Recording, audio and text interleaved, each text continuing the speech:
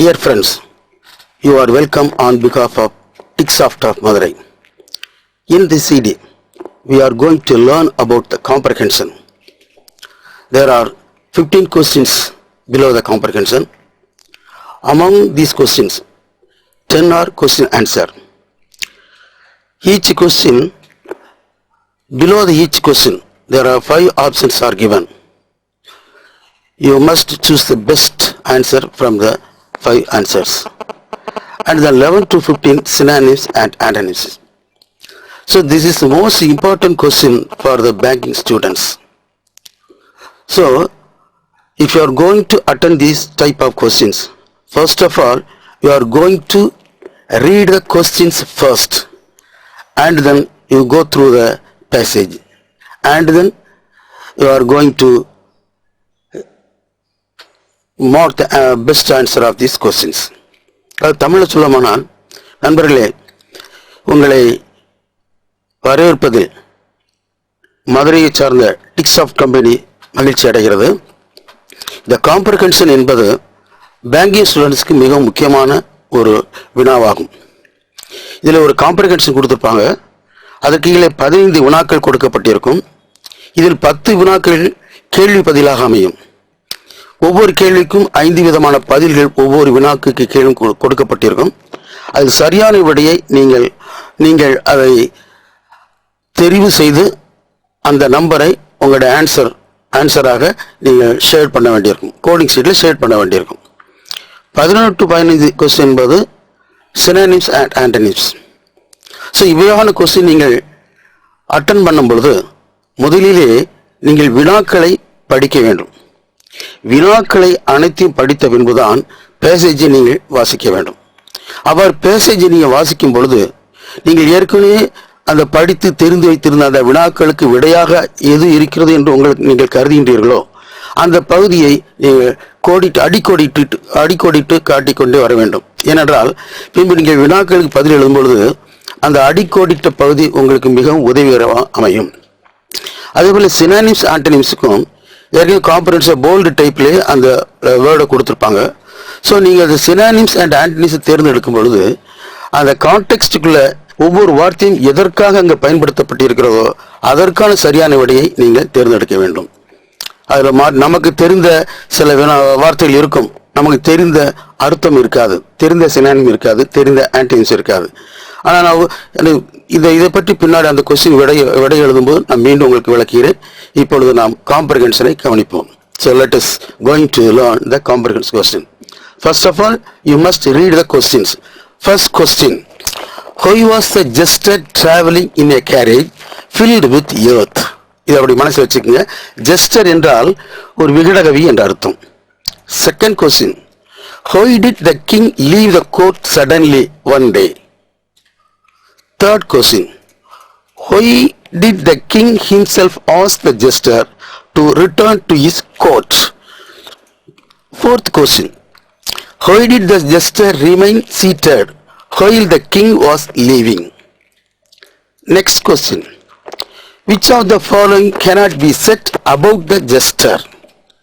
Sixth question: What was the impact of the jester being absent from court for some months?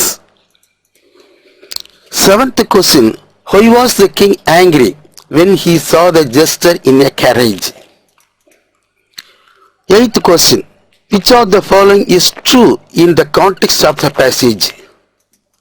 Next question: Which of the following describes the jester's reaction to the king's order to leave the kingdom? 10th question: Why did the king stop the jester's carriage? 11th question, 11 to 13, choose the word which is most similar in meaning to the word printed in bold as used in the passage. Most similar in meaning means synonyms என்ற அர்த்தம். அதாவது தமிழில் சொல்லுவோம்னா சரியான அர்த்தத்தை கூறு என்று சொல்லுவோம் அல்லவா, அதேபோல் மோஸ்ட் சிமிலர் இன் மீனிங். இந்த மாதிரி வினாக்கள் வரும்பொழுது நான் முதல்ல அந்த தலைப்பை படிக்கிறேன். ஆனால் நீங்கள் பரீட்சையில் வினா எழுதும் பொழுது தலைப்பெல்லாம் படித்து உங்களது நேரத்தை வீணாக்க வேண்டாம். அது முதல்ல பார்த்தோன்னே இது காம்ப்ரிஹென்ஷன் கொஸ்டின் என்று நீங்கள் புரிந்து கொள்ள வேண்டும். ஏனென்றால் நமக்கு கொடுக்கப்பட்ட நேரம் மிகவும் குறைவாக இருக்கும். பொதுவாக இப்பொழுது இந்த மாதிரி கொஸ்டின்ஸ்லாம் நீங்கள் அதிகபட்சமான 5 நிமிடங்களுக்கு மேல் எடுத்துக்கொள்ளக்கூடாது. அதிகபட்சம் 5 to 7 நிமிடங்களுக்கு தான் எடுக்க வேண்டும். எனவே இந்த தலைப்பெல்லாம் நீங்கள் படித்து கொண்டிருந்தால் நேரங்கள் வீணாகிவிடும். எனவே தலைப்பை விட்டு நீங்கள் டைரெக்டாக வந்துடும். ஆனால் ஆஸ் பர் ரூல் நான் அந்த கொஸ்டினை வாசிக்கிறேன், நீங்கள் நல்லா ஃபாலோ பண்ணிட்டே வாங்க. Read the following passage carefully and answer the questions given below it. Certain words have been printed in bold to help you locate them while answering some of questions. அதாவது கீழே கொடுக்கப்பட்ட பேசேஜ் பகுதியை கவனமாக படியுங்கள். சில பகுதியில் வந்து போல்டு லெட்டர் கொடுத்துருப்பாங்க. அது வந்து நீங்கள் ஆன்சர் பண்ணுறதுக்கு ஒரு உதவிகரமாக அமைந்திருக்கும் என்று இதனுடைய அர்த்தமாகும். ஸோ இந்த மாதிரி பேசேஜ் நீங்கள் படிக்கும் பொழுது ஸ்பீடாகவும் இருக்கணும். அது மட்டுமல்ல, ப்ராப்பர் ரீடிங் தேவை. ப்ராப்பர் ரீடிங் இல்லாமல் நீங்கள் வாசித்தீங்கன்னா சரியாக ஆன்சர் வராது. எனவே இப்பொழுது நான் அந்த பேசேஜ் படிக்க போகிறேன், நீங்கள் ஃபாலோ பண்ணி எப்படி நான் ப்ராப்பராகவும் ஸ்பீடாகவும் படிக்கிறேன்னு நல்ல கவனியுங்கள். One day, the king came to the court and he began attending to the routine matters people had brought to him. He happened to be in a bad mood that day. Just then, a messenger arrived out of breath with a message that the queen wanted to see the king in her palace. The king rose immediately, and all the courtiers respectfully got to their feet. The jester, however, remained seated, unaware that the king was departing.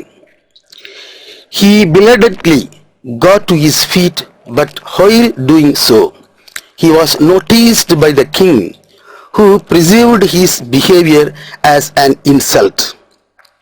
He ordered the jester to leave his kingdom with immediate effect and not set foot on its soil under penalty of death.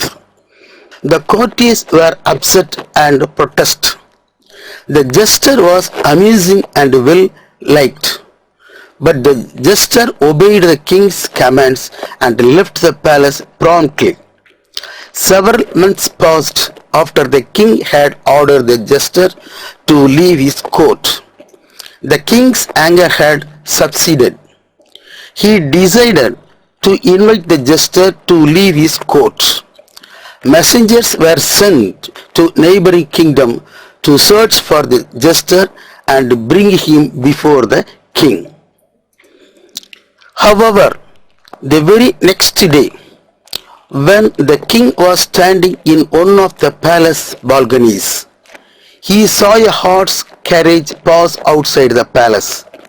He glanced at the carriage out of the curiosity and spied the jester sitting inside. The carriage was stopped. The king asked the jester angrily, "Why have you come back to the kingdom without my permission?" "Your Majesty," the jester replied politely, "I left for China the day you drove me out of your court. I returned only after I had covered the floor of my carriage with the soil of the neighboring country. I have thus not set my foot on your soil." The king found the jester's answer pleasing. He smiled and asked him to come to the court from the next morning. இந்த கதை உங்களுக்கு புரிஞ்சிருக்கும்னு நினைக்கிறேன். வேற ஒன்றும் இல்லை. ஒரு நாள் அரசர் வழக்கம் போல அவர் ரொட்டீனாக தனது வேலையை பார்த்து கொண்டிருக்கிறார். மக்கள் கொண்டு வரக்கூடிய குறைகளையும் அவர்கள் சொல்லக்கூடிய தகவல்களையும் கவனித்து கொண்டிருக்கின்ற வேளையில் ஒரு மெசஞ்சர் வர்றாரு. ராணி வந்து அவங்க இமீடியட்டாக அவங்கள பார்க்கணும் அப்படின்னு சொன்ன உடனே ராஜா உடனே அந்த கோர்ட்டை விட்டு எந்திக்கிறாரு. அப்போ அதுக்கு மரியாதை செலுத்திய விதமாக எல்லா கோர்ட்டில் இருக்கக்கூடிய அத்தனை கோர்ட்டியர்ஸும் எந்திரிச்சு நிற்கிறாங்க, எக்ஸப்ட் த ஜஸ்டர். ஜஸ்டர் அதை சரியாக கவனிக்கல. ராஜா எந்திரிச்சு போகிறாங்கிறது கவனிக்க ஏதோ சிந்தனை இருந்தனால கால் மேல் கால் போட்டு அவர் வந்து உட்காந்துருக்காரு, கவனிக்கவே இல்லை. இதை வந்து ராஜா பார்த்துடுறாரு. எல்லாரும் எந்திரிச்சுன்னு மரியாதை செய்கிறாங்க, இந்த ஜஸ்டர் மட்டும் மரியாதை செய்யலையான கோவம் வந்து இம்மிடியட்டாக அவர் இந்த நாட்டை விட்டு வெளியேற்றுங்கள், அவர் இந்த நம்ம நாட்டு மண்ணின் மீது கால் பதிக்கக்கூடாது, சாகுற வரைக்கும் இங்கே வரக்கூடாது என்று உத்தரவிடுகிறார். எல்லா கோர்ட்டிற்கும் ஒரே ஷாக். ஏன்னா ஜஸ்டர் வந்து எல்லாருக்கும் பிடிக்கும். ஏன் பிடிக்குன்னு அவர் குயிக் விட்டர் அதாவது சொல்லுங்க டைமிங் விட்டு அடிக்கக்கூடியவர், எல்லாரையும் சந்தோஷம் வைக்கக்கூடியதுனால இவருக்கு எதிரிகள் யாரும் கிடையாது, எல்லா நண்பராக இருந்தாங்க. எல்லாருக்கும் ஷாக். வேறு வழி இல்லாமல் இந்த ஜெஸ்டர் நாட்டை விட்டு வெளியேறார். கொஞ்ச நாள் கழித்தது. சில நாட்கள் கழித்தமுள்ள ராஜா வந்து கோவெல்லாம் குறைஞ்சு சரி ஜெஸ்டை வர சொல்லுவோம்னு சொல்லி நினைக்கும் பொழுது மெசஞ்சர் அனுப்பி எங்கே இருந்தாலும் கூட்டுவாங்கன்னு சொல்கிறாங்க. மெசஞ்சர்லாம் போயிட்டாங்க. ஒரு நாள் அவருடைய பால்கனி மேலே நின்று அப்படி சும்மா வேடிக்கை பார்த்துட்டு இருக்கும்பொழுது ஒரு கேரேஜ், குதிரை பூட்டிய ஒரு கேரேஜ் வந்து கொண்டு இருக்கிறது. அதை பார்த்த உடனே அவர் பார்க்கும்போது உள்ள யார் இருக்கான்னு ஒரு ஆர்வத்தில் அப்படி எட்டி பார்க்குறாரு. உள்ள அந்த ஜெஸ்டர் இருக்கார் பார்க்குறாரு.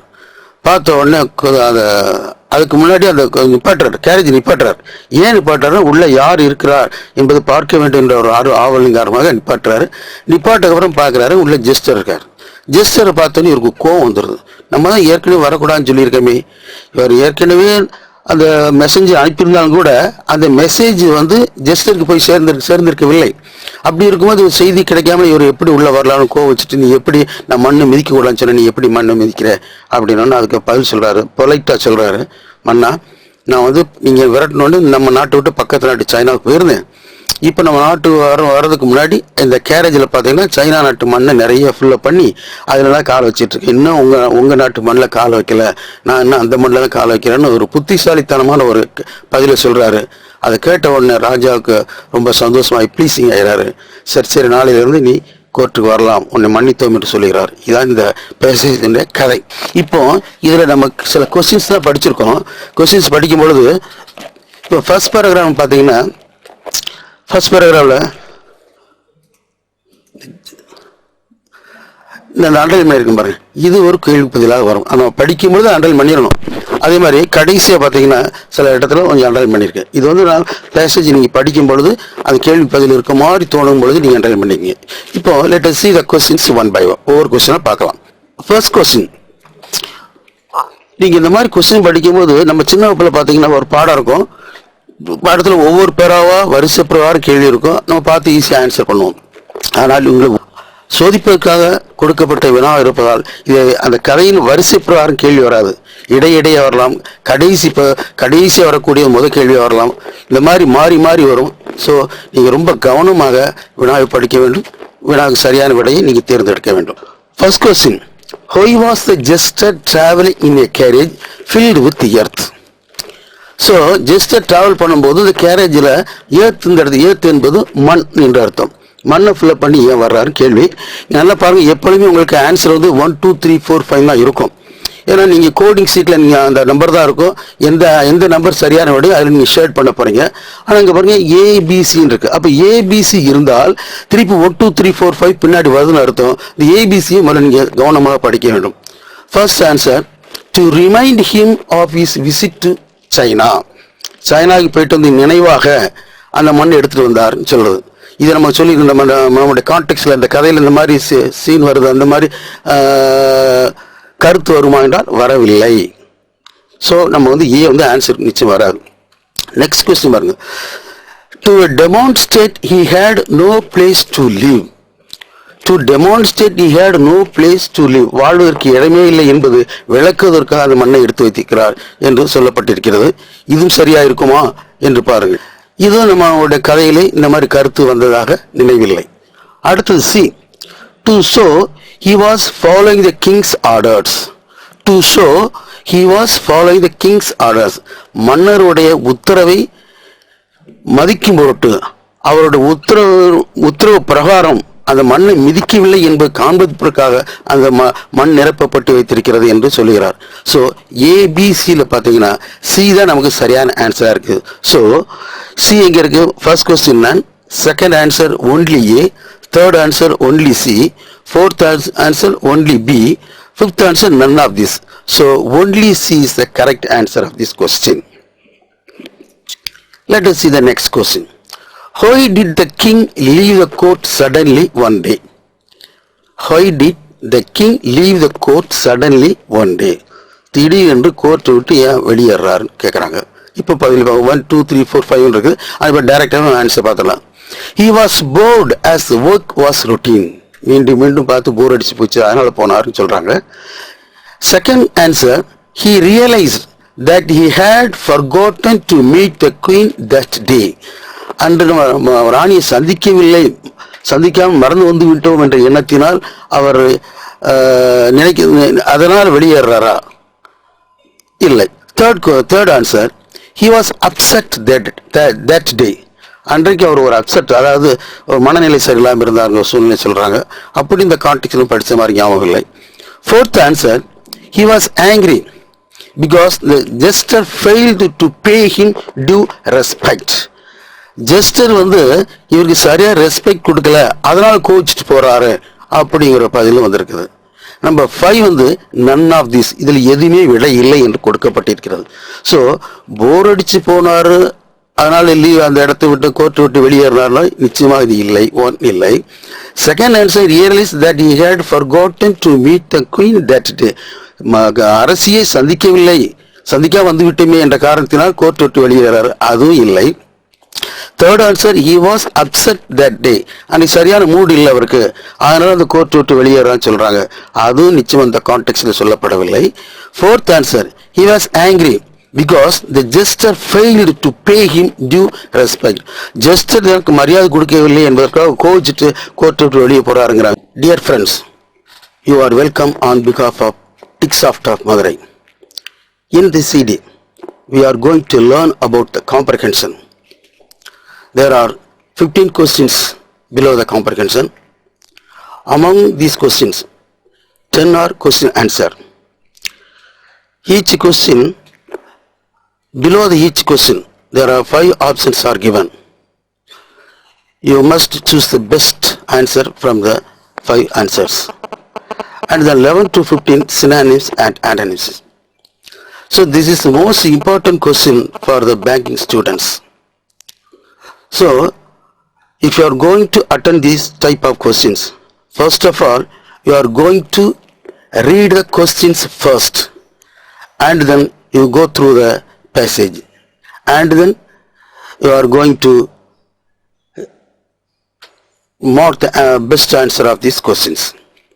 தமிழில் சொல்லமானால், நண்பர்களே, உங்களை வரவேற்பதில் மதுரையை சார்ந்த TICSoft கம்பெனி மகிழ்ச்சி அடைகிறது. இந்த காம்ப்ரிஹென்ஷன் என்பது பேங்கிங் ஸ்டூடெண்ட்ஸ்க்கு மிக முக்கியமான ஒரு வினாவாகும். இதில் ஒரு காம்ப்ரிஹென்ஷன் கொடுத்துருப்பாங்க, அதற்கு கீழே 15 வினாக்கள் கொடுக்கப்பட்டிருக்கும். இதில் 10 வினாக்கள் கேள்வி பதிலாக அமையும். ஒவ்வொரு கேள்விக்கும் 5 விதமான பதில்கள் ஒவ்வொரு வினாக்கு கீழும் கொடுக்கப்பட்டிருக்கும். அதில் சரியான விடையை நீங்கள் அதை தெரிவு செய்து அந்த நம்பரை உங்களுடைய ஆன்சராக நீங்கள் ஷேர் பண்ண வேண்டியிருக்கும், கோடிங் ஷீட்டில் ஷேர் பண்ண வேண்டியிருக்கும். 11 to 15 கொஸ்டின் என்பது synonyms and antonyms.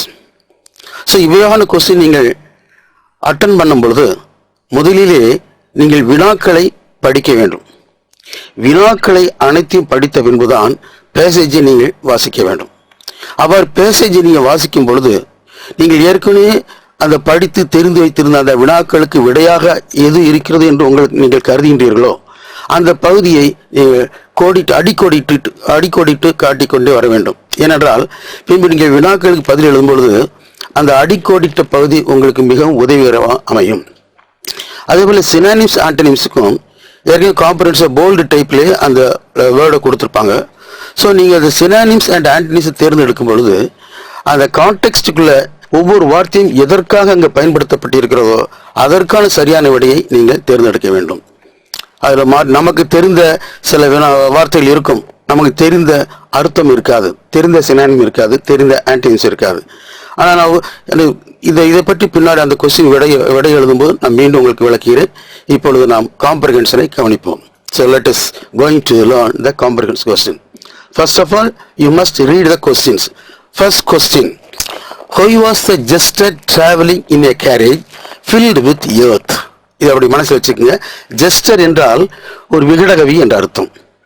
Second question, how did the king leave the court suddenly one day? Third question, why did the king himself ask the jester to return to his court? Fourth question, why did the jester remain seated while the king was leaving? Next question, which of the following cannot be said about the jester? Sixth question, What was the impact of the jester being absent from court for some months? Seventh question. Why was the king angry when he saw the jester in a carriage? Eighth question. Which of the following is true in the context of the passage? Next question. Which of the following describes the jester's reaction to the king's order to leave the kingdom? 10th question. Why did the king stop the jester's carriage? 11th question, 11 to 13. Choose the word which is most similar in meaning to the word printed in bold as used in the passage. Most similar in meaning means சினானிஸ் என்ற அர்த்தம், அதாவது தமிழில் சொல்லுவோம்னா சரியான அர்த்தத்தை கூறு என்று சொல்லுவோம் அல்லவா, அதேபோல் மோஸ்ட் சிமிலர் இன் மீனிங். இந்த மாதிரி வினாக்கள் வரும்பொழுது நான் முதல்ல அந்த தலைப்பை படிக்கிறேன். ஆனால் நீங்கள் பரீட்சையில் வினா எழுதும் பொழுது தலைப்பெல்லாம் படித்து உங்களுக்கு நேரத்தை வீணாக்க வேண்டாம். அது முதல்ல பார்த்தோன்னே இது இப்போ காம்ப்ரிஹென்சிவ் கொஸ்டின் என்று நீங்கள் புரிந்து கொள்ள வேண்டும். ஏனென்றால் நமக்கு கொடுக்கப்பட்ட நேரம் மிகவும் குறைவாக இருக்கும். பொதுவாக இப்பொழுது இந்த மாதிரி கொஸ்டின்ஸ்லாம் நீங்கள் அதிகபட்சமான 5 நிமிடங்களுக்கு மேல் எடுத்துக்கொள்ளக்கூடாது. அதிகபட்சம் 5 to 7 நிமிடங்களுக்கு தான் எடுக்க வேண்டும். எனவே இந்த தலைப்பெல்லாம் நீங்கள் படித்து கொண்டிருந்தால் நேரங்கள் வீணாகிவிடும். எனவே தலைப்பை விட்டு நீங்கள் டைரெக்டாக வந்துடும். ஆனால் ஆஸ் பர் ரூல் நான் அந்த கொஸ்டினை வாசிக்கிறேன், நீங்கள் நல்லா ஃபாலோ பண்ணிட்டே வாங்க. Read the following passage carefully and answer the questions given below it. Certain words have been printed in bold to help you locate them while answering some of questions. அதாவது கீழே கொடுக்கப்பட்ட பேசேஜ் பகுதியை கவனமாக படியுங்கள். சில பகுதியில் போல்டு லெட்டர் கொடுத்துருப்பாங்க, அது நீங்கள் ஆன்சர் பண்ணுறதுக்கு ஒரு உதவிகரமாக அமைந்திருக்கும் என்று இதனுடைய அர்த்தமாகும். ஸோ இந்த மாதிரி பேசேஜ் நீங்கள் படிக்கும் பொழுது ஸ்பீடாகவும் இருக்கணும். அது மட்டுமல்ல, ப்ராப்பர் ரீடிங் தேவை. ப்ராப்பர் ரீடிங் இல்லாமல் நீங்கள் வாசித்தீங்கன்னா சரியாக ஆன்சர் வராது. எனவே இப்பொழுது நான் அந்த பேசேஜ் படிக்க போகிறேன், நீங்கள் ஃபாலோ பண்ணி எப்படி நான் ப்ராப்பராகவும் ஸ்பீடாகவும் படிக்கிறேன்னு நல்லா கவனியுங்கள். One day, the king came to the court and he began attending to the routine matters people had brought to him. He happened to be in a bad mood that day. Just then, a messenger arrived out of breath with a message that the queen wanted to see the king in her palace. The king rose immediately, and all the courtiers respectfully got to their feet. The jester, however, remained seated, unaware that the king was departing. He belatedly got to his feet, but while doing so, he was noticed by the king, who perceived his behavior as an insult. He ordered the jester to leave his kingdom with immediate effect and not set foot on its soil under penalty of death. The courtiers were upset and protested. The jester was amusing and well liked, but the jester obeyed the king's commands and left the palace promptly. Several months passed after the king had ordered the jester to leave his court. The king's anger had subsided. He decided to invite the jester to leave his court. Messengers were sent to neighboring kingdom to search for the jester and bring him before the king. However, the very next day, when the king was standing in one of the palace balconies, he saw a horse carriage pass outside the palace. He glanced at the carriage out of the curiosity and spied the jester sitting inside. The carriage was stopped.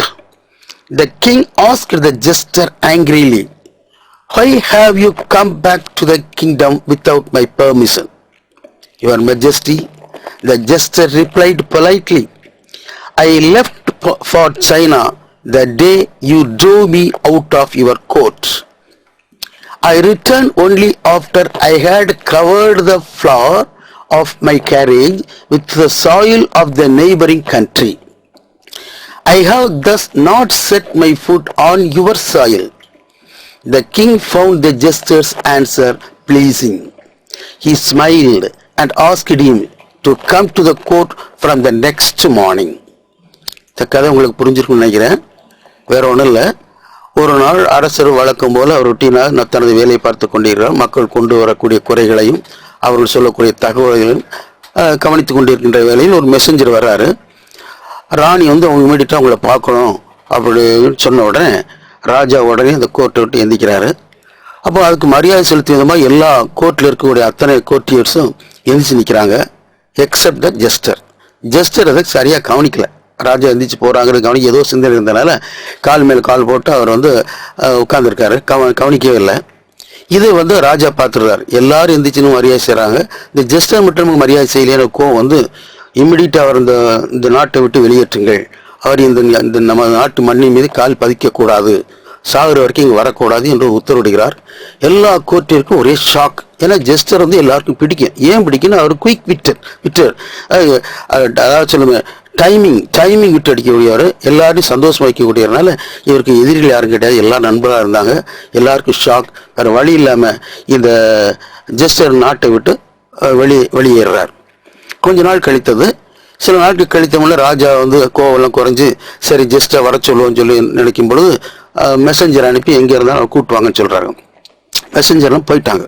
ஒரு நாள் அவருடைய balcony மேலே நின்று அப்படி சும்மா வேடிக்கை பார்த்துட்டு இருக்கும்பொழுது ஒரு கேரேஜ் குதிரை பூட்டிய ஒரு கேரேஜ் வந்து கொண்டிருக்கிறது. அதை பார்த்த உடனே அவர் பார்க்கும்போது உள்ள யார் இருக்கான்னு ஒரு ஆர்வத்தில் அப்படி எட்டி பார்க்குறாரு. உள்ள அந்த ஜஸ்டர் இருக்கார் பார்க்குறாரு. பார்த்த உடனே அதுக்கு முன்னாடி அந்த நிப்பாட்டுறாரு, கேரேஜ் நிப்பாட்டுறாரு. ஏன் நிப்பாட்டுறாரு? உள்ள யார் இருக்கிறார் என்பது பார்க்க வேண்டும் என்ற ஒரு ஆவலின் காரணமாக நிப்பாட்டுறாரு. நிப்பாட்டுக்கப்புறம் பார்க்குறாரு, உள்ள ஜஸ்டர் இருக்கார். ஜஸ்டரை பார்த்தோன்னே இவருக்கு கோவம் வந்துடுது. நம்ம தான் ஏற்கனவே வரக்கூடாதுன்னு சொல்லியிருக்கோமே. இவர் ஏற்கனவே அந்த மெசேஜ் அனுப்பியிருந்தாலும் கூட அந்த மெசேஜ் ஜஸ்டருக்கு போய் சேர்ந்திருக்கவில்லை. அப்படி இருக்கும்போது செய்தி கிடைக்காம இவர் எப்படி உள்ள வரலாம்னு கோவம் வச்சுட்டு நீ எப்படி நான் மண்ணை மிதிக்க கூடாதுன்னு சொன்ன, நீ எப்படி மண்ணை மிதிக்கிற அப்படின்னு அதுக்கு பதில் சொல்றாரு. பொலைட்டா சொல்றாரு, மன்னா நான் நீங்க விரட்டணுன்னு நம்ம நாட்டை விட்டு பக்கத்து நாட்டு சைனாவுக்கு போயிருந்தேன்.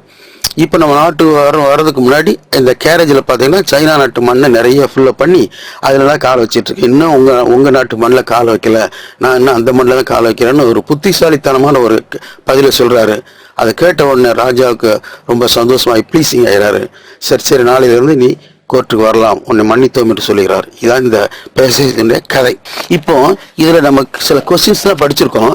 கொஸ்டின்ஸ் படிக்கும் பொழுது இப்போ ஃபர்ஸ்ட் பேராகிராஃப் பார்த்தீங்கன்னா first பேராகிராஃபில்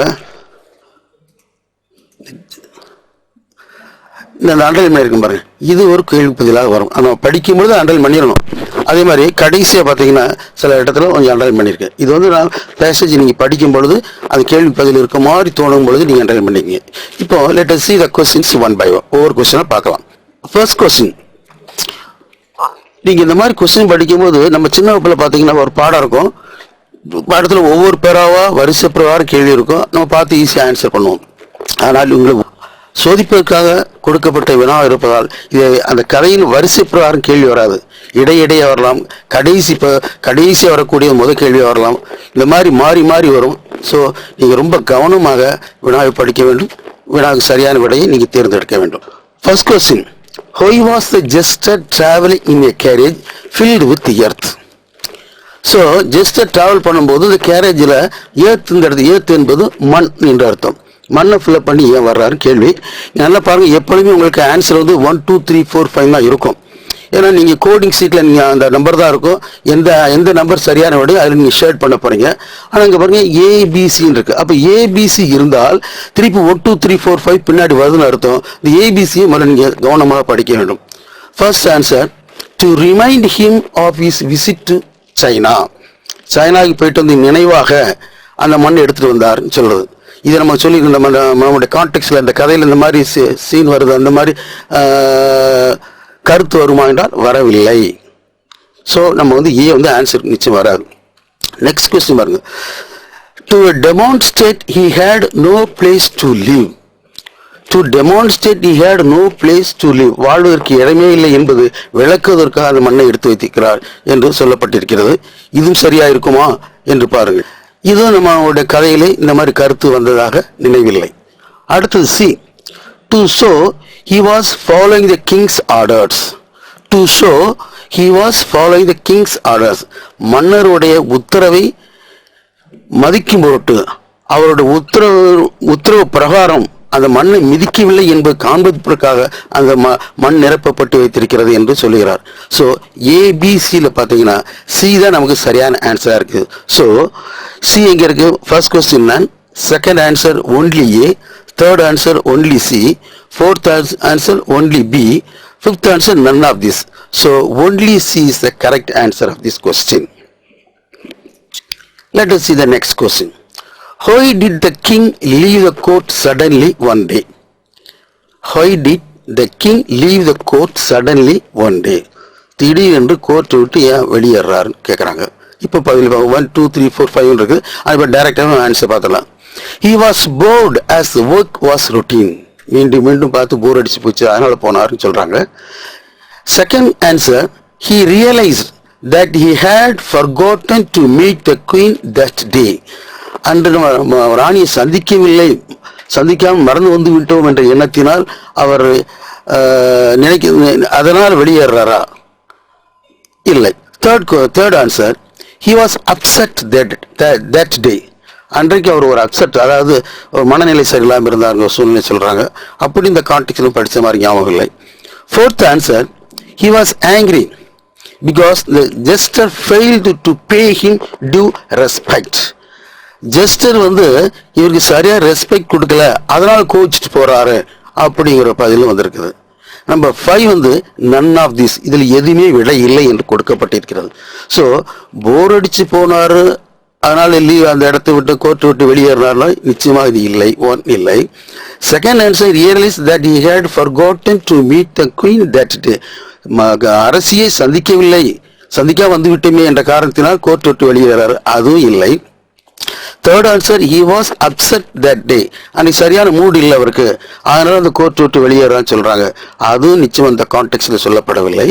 fourth answer, he was angry because the jester failed to pay him due respect. Jester எனக்கு மரியாதை கொடுக்கவில்லை என்பதற்காக கோச்சிட்டு கோர்ட் விட்டு வெளியே போறாருங்கிற